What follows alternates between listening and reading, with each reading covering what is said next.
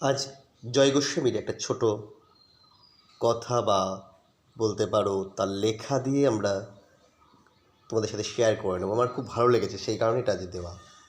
আমরা তো অল্পে খুশি, কী হবে দুঃখ করে?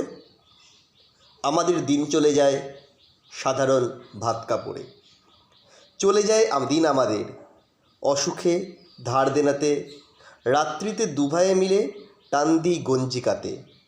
সব দিন হয় না বাজার, হলে হয় মাত্রা ছাড়া।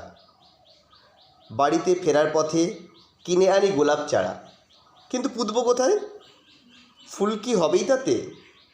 সে অনেক পরের কথা, টান দিই গঞ্জিকাতে। আমরা তো অল্পে খুশি, কী হবে দুঃখ করে? আমাদের দিন চলে যায় সাধারণ ভাত কাপড়ে, মাঝে মাঝে চলেও না দিন। বাড়ি ফিরি রাত দুপুর রাতে, খেতে বসে রাগ চড়ে যায়, নুন নেই ঠান্ডা ভাতে। রাগ চড়ে মাথায় আমার, আমি তার মাথায় চড়ি। বাপ বেটার দুভাই মিলে সারা পাড়া মাথায় করি। করি তো কাটতা দেখি, আমরা তো সামান্য লোক।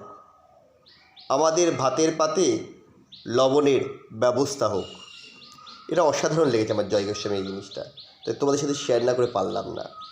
সত্যি আমাদের সকলের ঠান্ডা ভাতের পাতে নুনের ব্যবস্থা হোক, এটা করা উচিত সরকারের।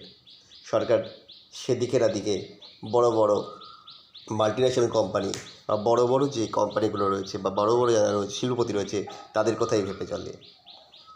তাই জয় গোস্বামীর এই প্রতিবাদী মুখর এই কথাটা আমার এতটাই ভালো লেগেছে, আমি তোমাদের সাথে শেয়ার করলাম। তোমাদের কেমন লেগেছে সেটা আমাদের কমেন্ট করে জানাও।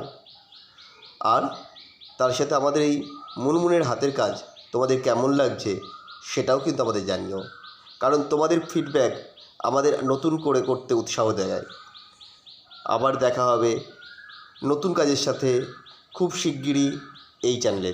ততক্ষণ সাথে থেকো, চ্যানেলটা সাবস্ক্রাইব করে রেখো।